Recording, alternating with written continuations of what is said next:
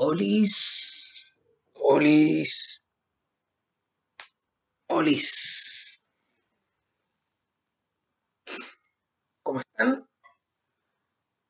En la clase de hoy lo que vamos a ver es los nacionalismos de extrema derecha,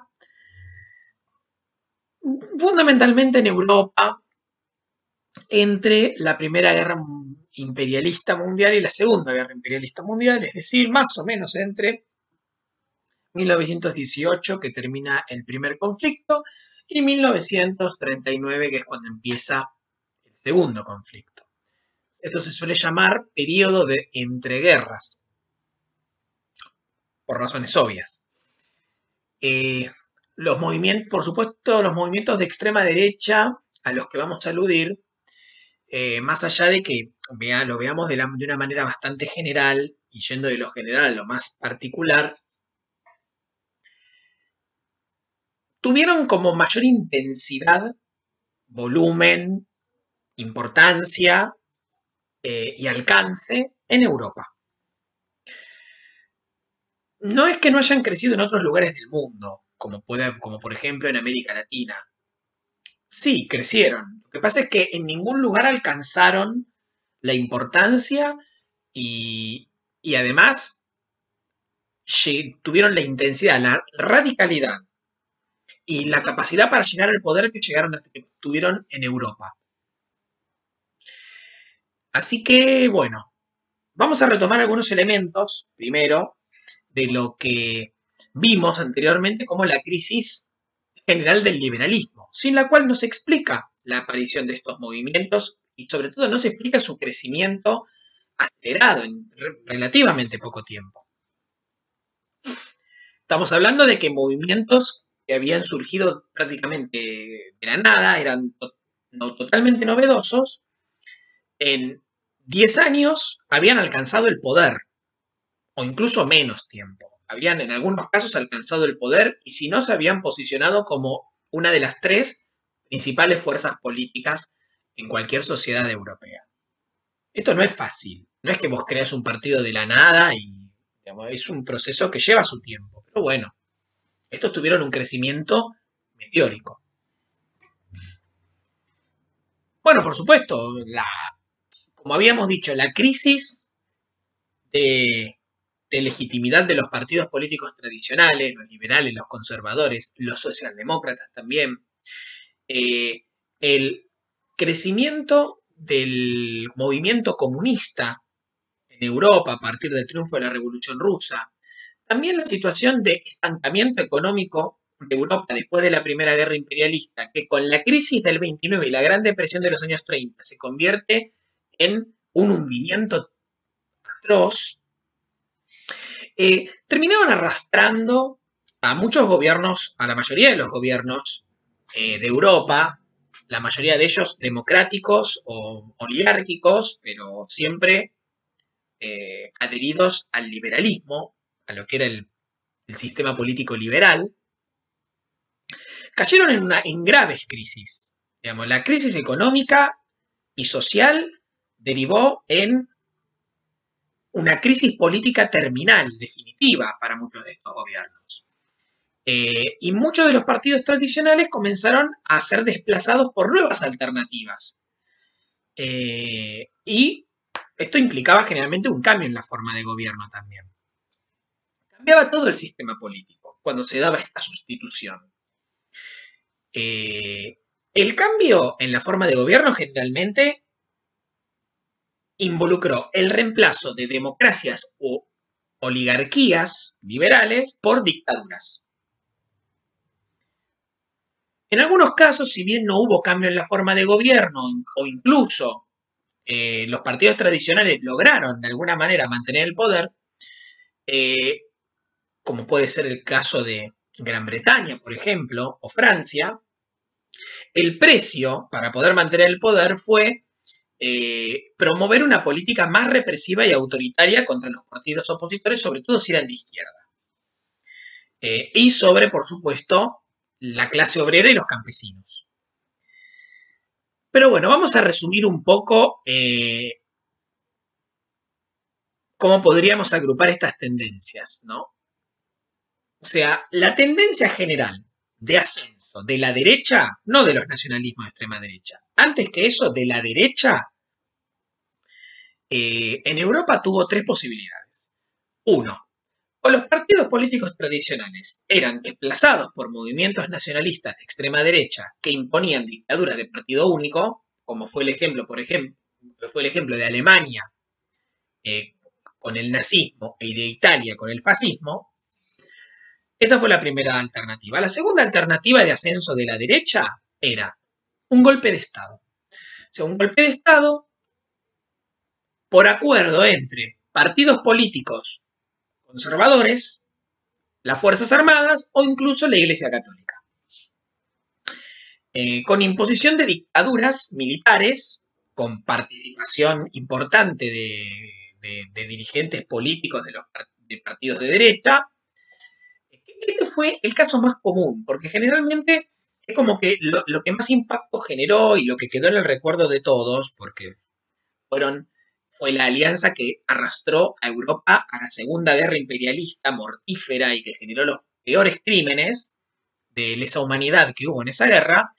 Uno se queda con la Alemania nazi y la Italia fascista. Sin embargo, lo más común en Europa no fue que estos movimientos, digamos, no fue esta alternativa. Lo más común no fue lo que pasó en Alemania y en Italia. Lo más común fue esta segunda opción de la que les estoy mencionando.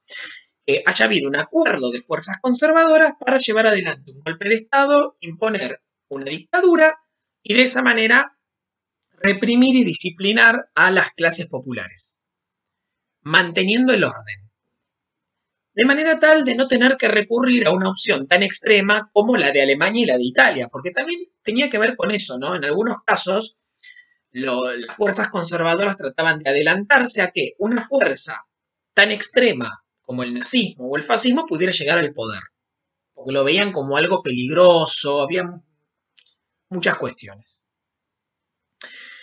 Esta opción, la del golpe de Estado cívico-militar, fue muy común, fue la opción de España, de Portugal, pero también de Yugoslavia, de Hungría, de Rumania, de Grecia, fue lo más común. La tercera opción, que termina siendo la minoritaria, es que los partidos políticos tradicionales dentro de democracias liberales tuvieran una política más represiva contra, sobre todo, la izquierda y las clases populares, sobre todo los trabajadores. Pero sin romper con la democracia liberal, o sea, sin dar un golpe de Estado, sin el ascenso de un movimiento que imponía una dictadura, sino manteniendo la democracia liberal, o sea, que hubiera elecciones, que hubiera parlamento, que hubiera, bueno, manteniendo incluso la constitución sin funcionamiento. Bueno, manteniendo todo eso, tener una política digamos, más autoritaria y más dura con los movimientos que cuestionaran el orden político y social. Sobre todo los movimientos de izquierda. Este fue el caso de Gran Bretaña y de Francia, que mantuvieron democracias liberales, pero con una política más represiva contra las izquierdas.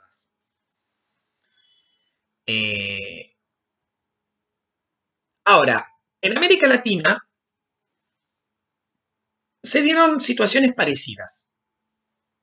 O sea, en América ya algo habíamos mencionado cuando hablamos de la crisis y el surgimiento del nacionalismo en América Latina en la década del 30, del 40 y hasta el 50. Ahora, en la misma década del 30, que es cuando los movimientos nacionalistas de extrema derecha tienen su mayor crecimiento en Europa, sobre todo. La década del 30 en América Latina ya habíamos adelantado en esa clase que se caracterizó por la crisis de los partidos tradicionales, una oleada de golpes de Estado, golpes militares, o sea, golpes llevados adelante por las Fuerzas Armadas, un fuerte retroceso en la democracia liberal, el ascenso de nuevos líderes autoritarios, la inestabilidad política y el crecimiento de la intervención de Estados Unidos en la política interna de muchas sociedades latinoamericanas, sobre todo las de Centroamérica, ¿no? Nicaragua, Guatemala, El Salvador, Cuba, República Dominicana.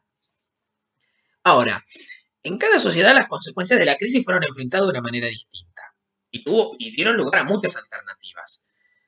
Una fue la más generalizada, el golpe de Estado con imposición de una dictadura militar. Esto fue bastante común en Sudamérica. La otra posibilidad es un golpe de Estado, pero la imposición de una dictadura más de tipo personal o familiar, que daba lugar a una dinastía donde una misma familia controlaba el poder durante muchos años.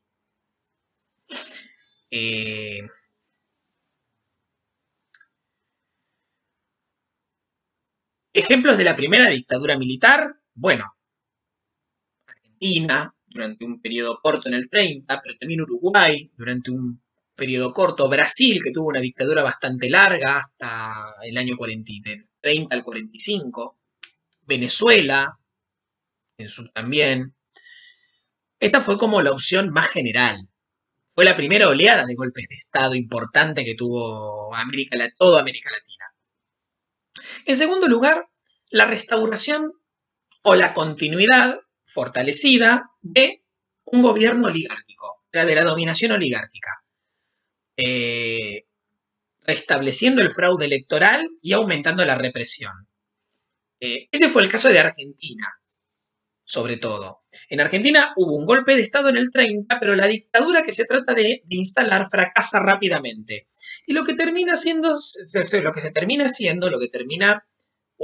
la clase dominante es volver a la forma de gobierno que más le había gustado, que era la del siglo XIX, la que había dominado el país entre 1860 y 1916, más o menos, ¿no?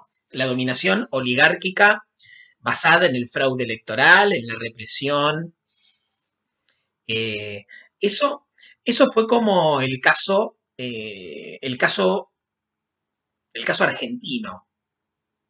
Se mantuvo fiel a eso en la década del 30, que fue conocido en Argentina como la década infame, justamente por esto, ¿no? Porque se llevó al límite el fraude electoral, la represión y la corrupción por parte de las clases dominantes a través de la restauración de la dominación oligárquica. También fue el caso de Colombia, a través de un pacto entre el Partido Liberal y el Partido Conservador, que va a tener una larga vida en Colombia durante décadas.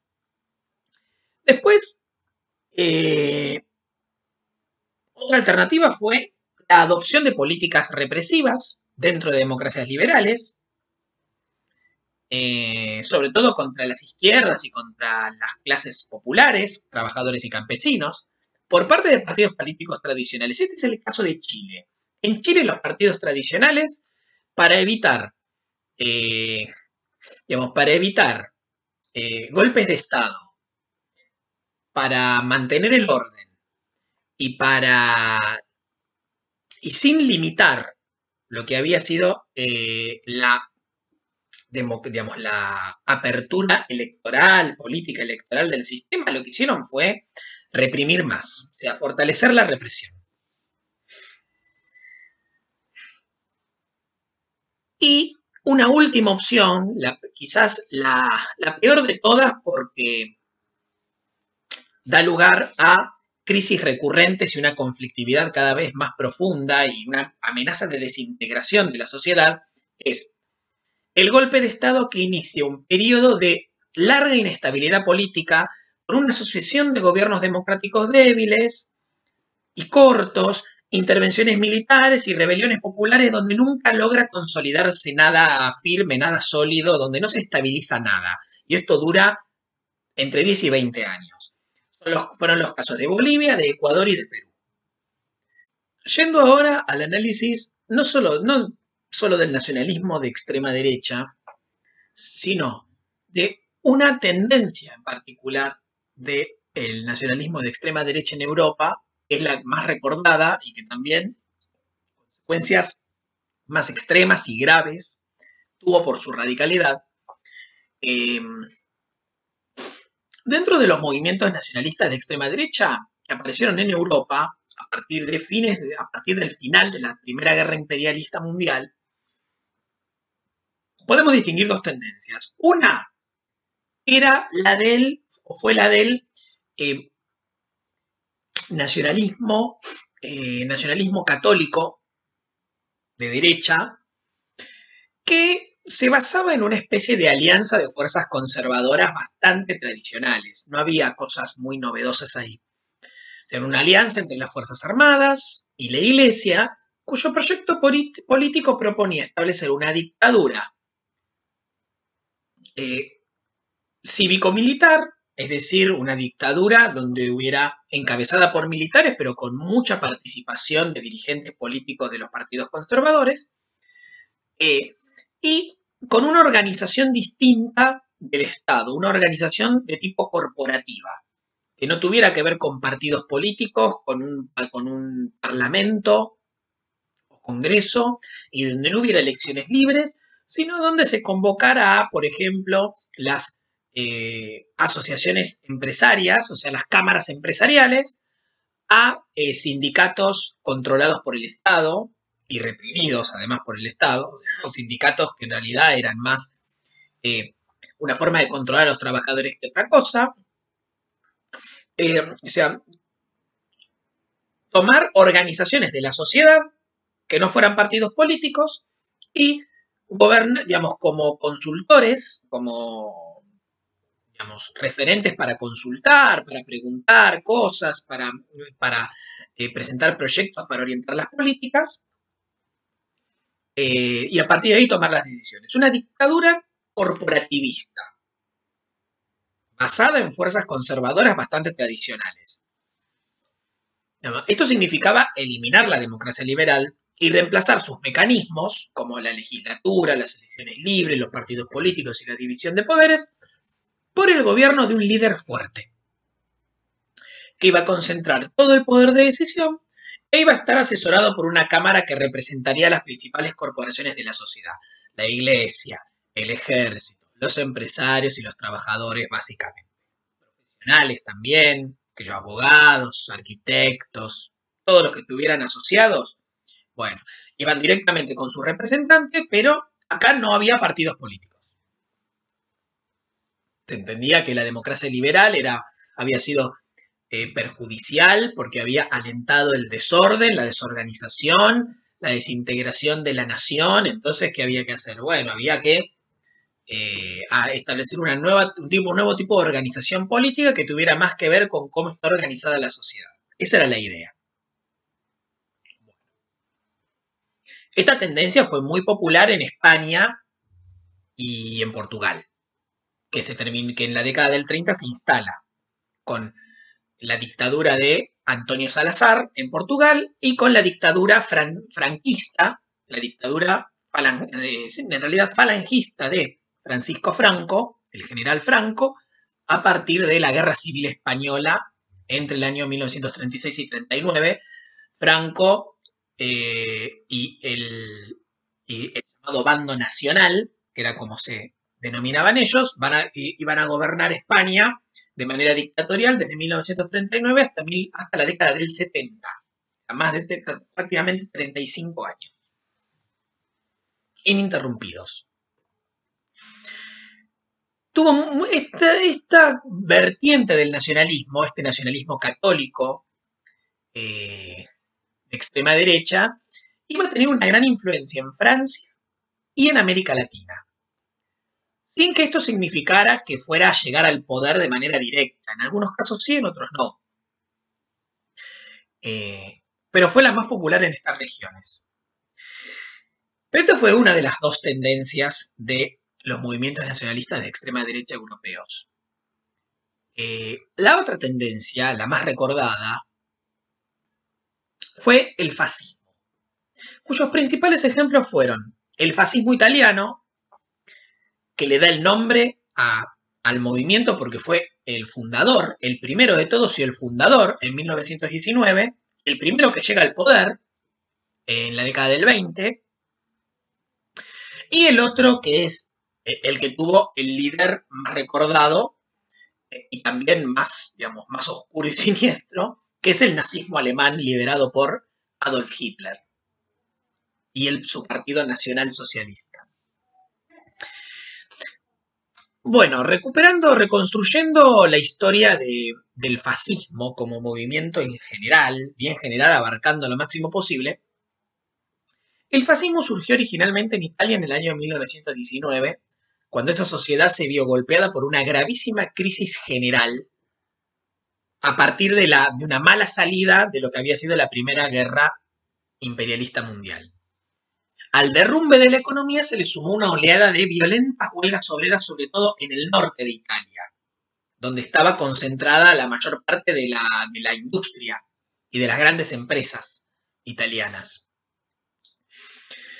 Esta situación desbordó un gobierno liberal que además ya arrastraba un desprestigio bastante grande porque había obtenido recompensas muy pequeñas de su participación en la Primera Guerra Imperialista. Recordemos, Italia terminó entrando tarde, pero entró en la Primera Guerra Imperialista del lado de los que iban a terminar ganando, del lado de Francia y de Gran Bretaña. Sin embargo, su desempeño fue muy malo. El costo económico y humano que tuvo la guerra fue muy alto.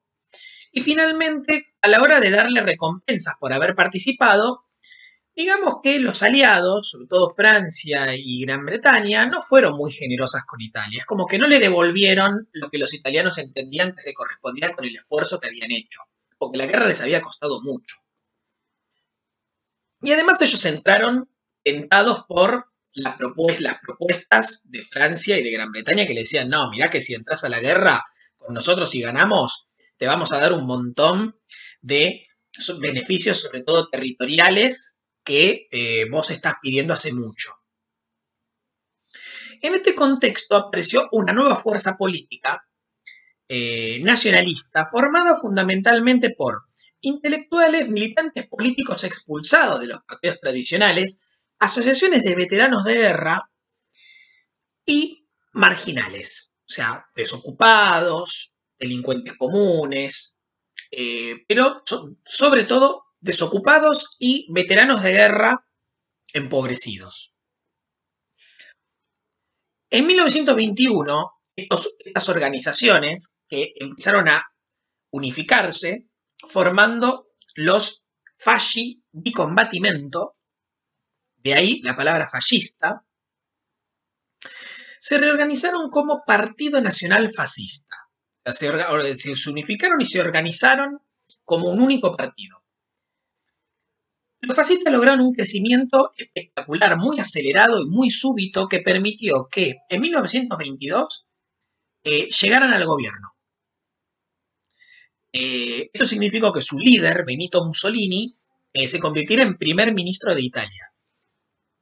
Su llegada al poder se vio favorecido por el apoyo de la burguesía, es decir, de los grandes empresarios, y también de la clase media, que vieron en el movimiento fascista a una fuerza capaz de restablecer el orden, combatir a los comunistas, que venían creciendo mucho, sobre todo en el norte de Italia, y también que pudieran disciplinar a la clase obrera, que venía de una serie de huelgas tremendas, muy largas, muy violentas, que habían paralizado a la industria durante 2 años. De hecho, los grupos de choque fascistas, para el momento en que llegan al poder con Mussolini, ya hacía un par de años que venían funcionando como rompehuelgas, es decir, como grupos de choque al servicio de los empresarios para reprimir las huelgas obreras y al servicio de los terratenientes, sobre todo en el centro y el sur de Italia, para reprimir a las protestas de los campesinos. Por lo tanto, podríamos decir que el fascismo llega al poder porque contó con el respaldo mayoritario de la clase media, los marginados, sobre todo los desempleados, y gracias al apoyo político y económico de la burguesía industrial, financiera y agraria de Italia, que veía en el comunismo un peligro o una amenaza mucho más grande de lo que realmente era, que veía al liberalismo como una fuerza incapaz de mantener el orden y a la socialdemocracia como un aliado encubierto de los comunistas. Por lo tanto, ¿qué había que hacer? Había que apelar a una solución de raíz, a una solución extrema. Y la solución extrema eran este movimiento fascista, este movimiento nacionalista de extrema derecha que apareció de repente y que tenía gran capacidad de acción. Y era profundamente antisocialista y anticomunista y antiliberal. El fascismo italiano de esta manera se convierte en la primera experiencia de un movimiento nacionalista de extrema derecha que logra crecer y llegar al poder, y le sirvió como modelo a todos los movimientos parecidos que surgieron en la década del 20 y en la década del 30.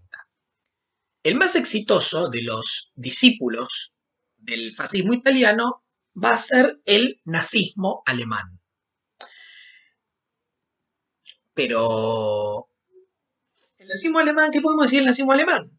El nazismo alemán surgió también en 1919 en un contexto de reconstrucción de Alemania después de lo que fue su derrota en la Primera Guerra Imperialista Mundial. Del mismo modo que el fascismo italiano se alimentó de la conciencia nacionalista resentida por la derrota militar, con el agravante de que Alemania era una potencia militar con una larga tradición y un gran prestigio, que de repente vio que ese prestigio se disolvió o se vino abajo como consecuencia de la derrota militar. También hubo un gran desprestigio de los partidos políticos tradicionales que empezaron a ser vistos por los militares como traidores, como los que habían traicionado a la patria, firmando la paz, cuando en realidad ellos podían seguir combatiendo, cosa que no era cierta, pero los militares, para justificarse a sí mismos, se convencieron de eso y empezaron a difundir esta versión entre la sociedad, logrando muchos simpatizantes, más allá de que no era cierto. Y a esto se sumó, y esto fue muy importante en el caso alemán, más todavía que en el italiano, la crisis económica y la desocupación de fines de los años 20 y la Gran Depresión de los 30 que a Alemania la aplastaron, la sumergieron en su peor momento económico-social. Sin embargo, el nazismo alemán tenía un elemento en su ideología que no incluía el fascismo italiano, el racismo. El fascismo italiano originalmente no era racista, pero el nazismo alemán era fuertemente racista.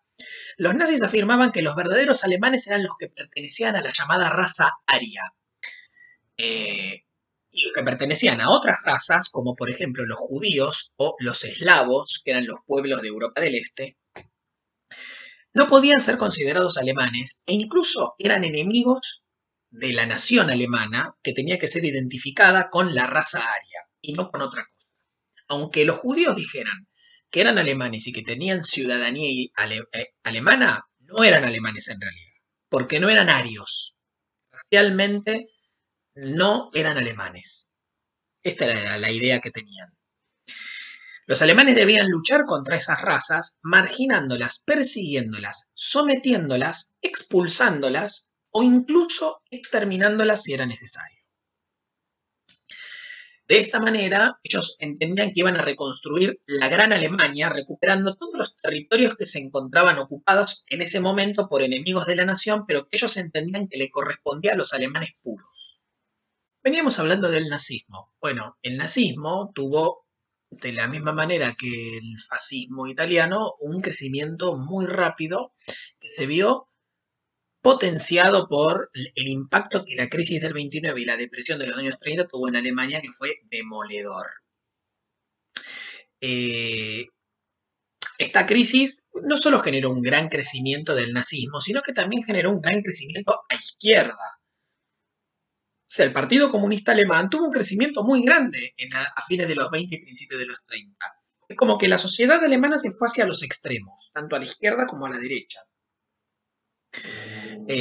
Ahora, los nazis contaron con el apoyo económico de la burguesía, o sea, los grandes empresarios alemanes, y podemos mencionarlo, Siemens, por ejemplo Siemens, posteriormente Mercedes-Benz, muchas grandes empresas, Bayer, apoyaron al nazismo económicamente.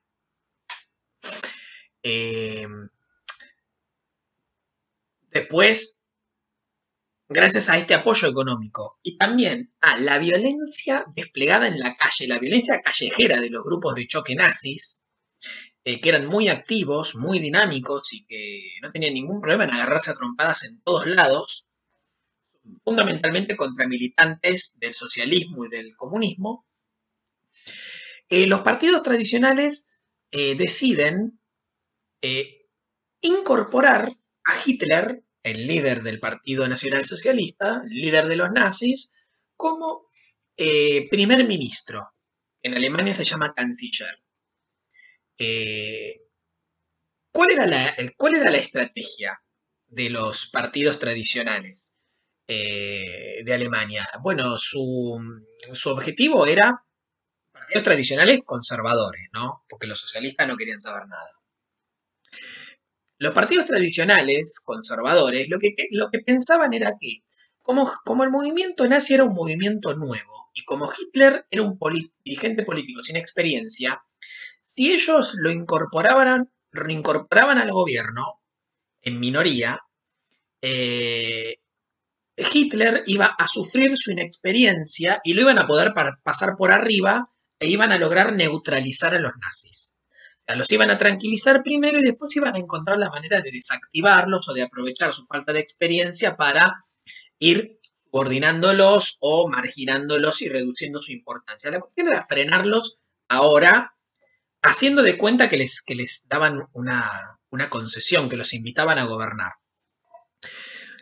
Bueno, le salió muy mal porque los nazis eran mucho más hábiles y Hitler era mucho más hábil y capaz de lo que ellos creían. Y a través de presiones, negociaciones y una brutal represión y una audacia para el mal eh, muy notable, el nazismo fue logrando la aprobación de una serie de leyes que permitieron ir concentrando cada vez más poder en Hitler y desplazando a los partidos tradicionales del gobierno, debilitando a su vez a las instituciones de la democracia, sobre todo el Parlamento, que termina siendo cerrado a través del Estado, imponiendo el estado de excepción y, por supuesto, excluyendo de movida a todos los opositores. Primero se sacan de encima a los opositores y después se van sacando de encima a los aliados conservadores, hasta concentrar la totalidad del poder en el partido nazi y en la figura de Hitler como líder del partido, llegando finalmente a una dictadura. Van desmantelando la democracia liberal alemana, la débil democracia liberal alemana, hasta poder convertir todo en una dictadura de partido único, con la concentración absoluta del poder en el líder. Y esto nos tiene que llevar a la cuestión de la ideología. ¿Cuál era la ideología del fascismo? Bueno, la ideología del fascismo se puede caracterizar por el nacionalismo esencialista, que para saber lo que es, vayan a el video donde hablamos de la crisis general del liberalismo y la aparición del nacionalismo esencialista. Pero después hay muchas características que tienen que ver con la negatividad, con que el fascismo se define por todo aquello que odia, todo aquello que cree que tiene que ser eliminado, con todo aquello con respecto a lo cual está en contra.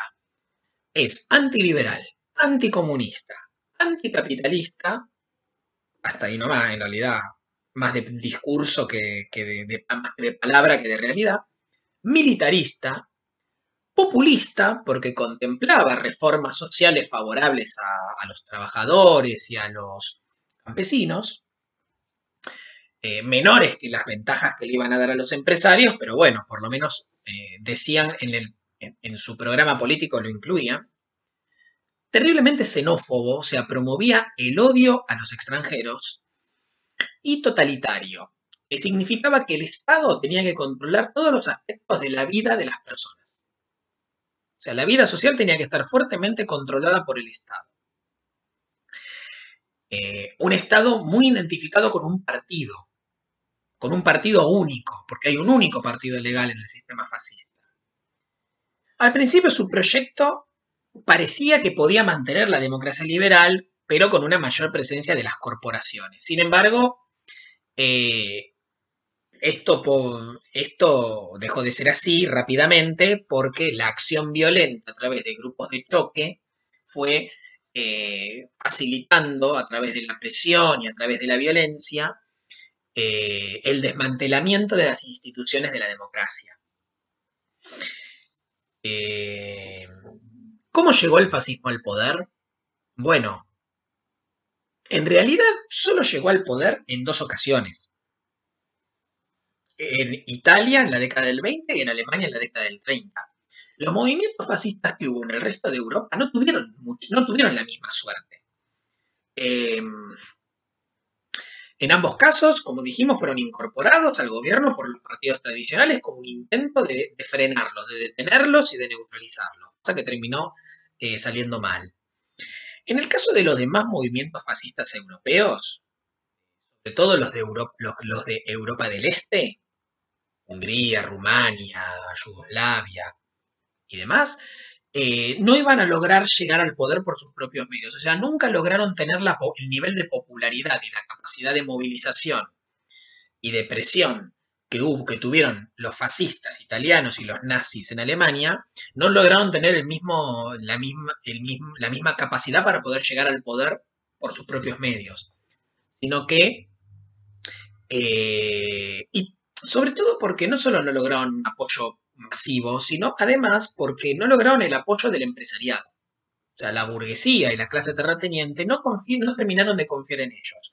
Por eso no contaron con los recursos necesarios y la aprobación que les permitiera eh, desplegar su acción, sobre todo su violencia paraestatal, para poder conseguir sus objetivos. En muchos casos incluso fueron reprimidos por la clase dominante y las fuerzas tradicionales conservadoras. Sin embargo, su gran oportunidad va a llegar con la Segunda Guerra Imperialista, cuando en su expansión eh, la Alemania nazi va a organizar gobiernos colaboracionistas donde va a poner a la cabeza a estos movimientos fascistas de los países que iba conquistando con su avance. Pero que van a ser gobiernos encabezados por fascistas locales apoyados por el ejército alemán. O sea, por sí mismos no tenían una gran capacidad para sostenerse, como no habían sido capaces de llegar al poder antes solos. Eh,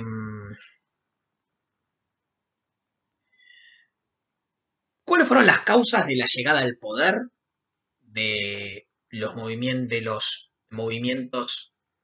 nacionalistas de tipo fascista?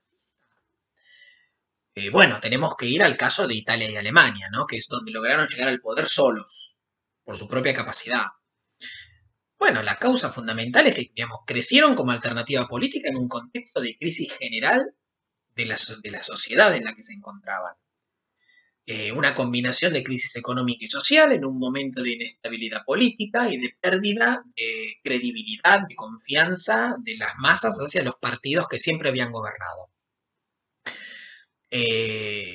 Todo esto asociado a una creciente violencia a través de huelgas obreras, represión y enfrentamientos callejeros entre grupos de choque de la izquierda y de la derecha. En este contexto de crisis, de inestabilidad y de desorden e inseguridad, lo que creció el miedo de la clase media y del empresariado al posible crecimiento del comunismo y a la posibilidad de que el comunismo aprovechara la situación de caos para tomar el poder. Entonces, sobre todo estos sectores, la clase media y la burguesía, el empresariado, empezaron a ver con buenos ojos que una nueva fuerza política, con un liderazgo fuerte, restableciera el orden y reactivara la economía, haciendo además unas mínimas reformas sociales que le calmaran el ánimo de las masas y sobre todo reprimiendo brutalmente a, a las izquierdas y disciplinando a los trabajadores. Digamos, o sea, el fascismo comenzó a ser visto como el movimiento que podía encabezar y ejecutar un movimiento contrarrevolucionario que salvara al orden de la amenaza socialista. ¿Cómo fue la política del fascismo una vez que llegó al poder? Tenemos que definirla primero como una política contrarrevolucionaria, según lo que venimos diciendo hasta ahora. Pero vamos concretamente. Primero, establecieron una dictadura totalitaria de partido único bajo un liderazgo autoritario que concentraba todo el poder. En Italia se lo conoció como el Duce, así se lo conocía a Mussolini, y el tipo de liderazgo, el líder era el Duce, y en Alemania era el Führer. Esos eran como los nombres con los que ellos establecían formalmente para que se dirigieran a ellos, liderazgo. Esta dictadura, por supuesto, prohibía todo partido político por fuera del partido único y a cualquier sindicato opositor. Organizaron un Estado corporativo basado en asociaciones identificadas con el o adheridas al partido fascista en cuestión, cámaras empresarias, sindicatos controlados por el partido por el partido y el Estado, buscaron una alianza con la fracción más poderosa del empresariado, la fracción más concentrada de la burguesía, sobre todo a nivel industrial y financiero. Abandonaron la política económica liberal por una mayor intervención del Estado en acuerdo con los grandes empresarios. O sea, planificaron la economía, pero con acuerdo de los grandes empresarios. No era una planificación socialista, era una planificación acordada con los grandes empresarios y que apuntaba sobre todo a un desarrollo industrial preparativo para la guerra. O sea, el Estado pasó a controlar los sectores más importantes de la economía, el transporte, la industria pesada y el comercio exterior, pero ¿para qué? Para prepararse, sobre todo en el caso de Alemania, esto fue muy importante, la idea era prepararse para la guerra. O sea, iniciar una carrera armamentística de cara a lo que en algún momento tenía que ser esa gran expansión para incorporar los territorios que les correspondía a la nación alemana o a la nación italiana por historia, que siempre le habían sido negados y que ahora que había un movimiento que realmente quería llevar a la nación a lo más elevado, ahora sí iban a conseguir. Eso es lo que pensaban ellos. Se buscó el restablecimiento del orden mediante una brutal represión de la clase obrera, el campesinado y los partidos de izquierda. Esta represión significó el disciplinamiento y, por lo tanto, la posibilidad de una mayor explotación por parte de los empresarios sobre los trabajadores y de los terratenientes sobre los campesinos. El fascismo consideraba que la lucha de clases debilitaba a la nación, por lo tanto, el Estado tenía que evitarlo y reemplazarla por la lucha contra las naciones extranjeras enemigas y las minorías antinacionales internas. O sea, ellos decían, acá lo que importa no es la lucha de clase, no es la lucha entre los empresarios y los trabajadores. Acá lo que importa es quiénes son los enemigos de la nación, externos e internos. Bueno, hay que ir contra esos dos y destruirlos.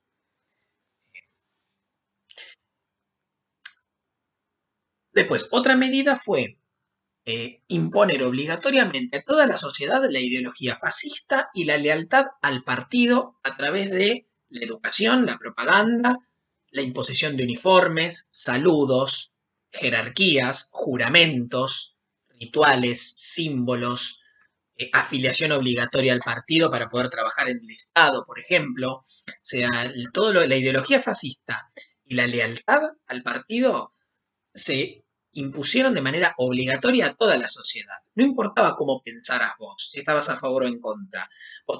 Si vos querías trabajar en el Estado, tenías que ser afiliado al partido nazi. Si vos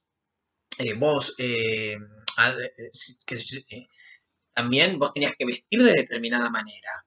Si vos entrabas a trabajar a una empresa, tenías que prestar juramento a los principios del Führer y de la nación alemana, etcétera. O sea, no importaba cómo pensaras, tenías que hacerlo sí o sí, te obligaban. De lo contrario, vos te ponías por afuera, y si te ponías por afuera, era peligroso porque pasabas a ser considerado un enemigo de la nación. Finalmente, se adoptó una política exterior muy agresiva y expansionista. Era agresiva porque la idea era conquistar, incorporar nuevos territorios, si era necesario a través de la guerra de conquista. Eh, Después, en el caso particular del nazismo, no originalmente en el fascismo italiano, pero el fascismo italiano iba a terminar haciéndolo durante la Segunda Guerra Imperialista Mundial. En el caso particular del nazismo, debido a su ideología racista, fueron marginadas, encerradas, expulsadas y finalmente exterminadas todas las minorías consideradas indeseables, o sea, que no pertenecían a la nación alemana y que por lo tanto eran indeseables, eran enemigos potenciales y por lo tanto no tenían que existir. Por poner un ejemplo, los judíos, los gitanos, los eslavos, los enfermos mentales, los discapacitados y los comunistas. ¿Cómo se llevó a cabo la destrucción de minorías indeseables? Bueno, estudiemos el caso particular del exterminio de judíos por parte del nazismo, que es lo más conocido públicamente. Y también fue, en cierta manera, el mayor de todos, o por lo menos comparable. El único comparable el exterminio de eslavos, sobre todo rusos, durante la guerra. El plan sistemático, más ligado a la ideología y más impactante también por su nivel de crueldad, fue el de los judíos, el exterminio del pueblo judío europeo. El primer paso fue promover leyes que le quitaran a esas minorías sus derechos como ciudadanos. Por ejemplo, se determinaba que no podían ser propietarios de bienes y en consecuencia les expropiaban lo que tenían. También se los despojaba de la nacionalidad, convirtiéndose en parias. Digamos, no, dejaban de ser ciudadanos, no eran más considerados, por ejemplo, alemanes. No, pero yo tengo mi documento que dice que nací acá y soy alemán. No, no, no, no, no. Si sos judío no puede ser. Ese documento no vale. No vale más. No tiene nada que ver con tu raza. Eso era lo que decían. Por supuesto, se les impedía votar y también se les impedía trabajar. Por lo menos trabajar de manera legal con todos los derechos. ¿No? Después va a aparecer el trabajo forzado, incluso la esclavización. Estas acciones apuntaban a marginarlos y convertirlos en parias. Todo esto era acompañado por una propaganda que los demonizaba a estas minorías, calificándolas como enemigos de la nación. Los deshumanizaban. Y de esa manera, al deshumanizarlos, al quitarles el reconocimiento como personas, preparaban el terreno para encerrarlos y destruirlos. El segundo paso, después de todo esto de promover leyes que les quitaran sus derechos, el segundo paso fue efectivamente reducirlos en barrios diferenciados, separados del resto de la sociedad. En el caso de los judíos eran los llamados guetos, barrios exclusivos para judíos, donde por supuesto se veían obligados a vivir en condiciones inhumanas, no tenían servicios, no tenían agua potable, tenían muy poca comida. El tercer paso fue detenerlos y trasladarlos a campos de concentración, donde eran sometidos a trabajos forzados, vivían en condiciones peores todavía que la de los guetos, con lo cual la tasa de mortalidad por enfermedades y desnutrición era hambre y era altísima, o por golpizas, ¿por qué no? Finalmente, cuando los campos debían reducir su población por razones administrativas, se seleccionaban los prisioneros que se encontraban en peores condiciones de salud y se los trasladaba a campos de exterminio donde se los ejecutaba masivamente en cámaras de gas. No es necesario aclarar que antes de llegar a los campos de exterminio, numerosos judíos se morían por hambre, por sobreexplotación, por enfermedades, por torturas, por aberrantes experimentos científicos que están comprobados, que se hicieron, ejecuciones sumarias, golpizas, o sea, antes de que los exterminaran en los campos a ese fin, se morían muchísimos por las condiciones en las que estaban, ya sea en los guetos o ya fuera en los campos de concentración donde se los hacía trabajar forzadamente. De esta manera, el nazismo alemán aniquiló entre 1936 y 1945 a 6 millones de judíos. Con métodos similares se exterminaron más o menos 4 millones de eslavos, 1 millón de gitanos y un número indeterminado de discapacitados, opositores políticos y homosexuales. Discapacitados, enfermos mentales, ¿no? Lo englobamos todo en una categoría, en esa misma categoría. Bien, para cerrar. Ya dijimos que las dictaduras fascistas de Italia y de Alemania tenían una ideología nacionalista, esencialista, donde la lucha contra, contra otras naciones, o sea, la lucha contra el extranjero, contra todo lo extranjero, que es una amenaza o que tiene lo que nos corresponde a nosotros y por lo tanto es un enemigo, la lucha contra las naciones enemigas por la supremacía era un principio muy importante, lo cual se reflejaba en una política exterior agresiva y expansionista. Bueno, en la década del 30 esta política tuvo resultados exitosos al principio, en el caso sobre todo de Alemania, a costa de sociedades más débiles y gracias a la falta de reacción de las potencias de Europa Occidental, como Gran Bretaña y como Francia, que para evitar volver a caer en una nueva guerra, al principio le dieron muchas concesiones a la Alemania nazi. Finalmente, la tensión que se generó por las pretensiones de las dictaduras fascistas y en particular de la Alemania nazi, desembocó finalmente y de manera inevitable en una segunda guerra imperialista mundial entre 1939 y 1945. En una primera fase, entre 1939 y 1942, las dictaduras fascistas lograron una expansión arrolladora en Europa y en el norte de África, y además lograron un nuevo aliado, que fue la monarquía militarista de Japón, que logró una gran expansión en el Océano Pacífico, a costa de lo que habían sido, lo que eran las colonias, sobre todo las colonias británicas y francesas en Asia. En sus nuevos dominios se establecieron gobiernos políticos, gobiernos colaboracionistas ayudados por movimientos fascistas locales y por viejos dirigentes políticos conservadores. Impusieron una economía de saqueo que utilizó la riqueza de las sociedades conquistadas para sostener la guerra, enriquecer a los mismos dirigentes fascistas que lograron una acumulación de riquezas y de obras de arte. Algunos líderes, sobre todo nazis, tenían una obsesión con coleccionar obras de arte. Algunos llegaron a tener colecciones gigantescas de obras de arte.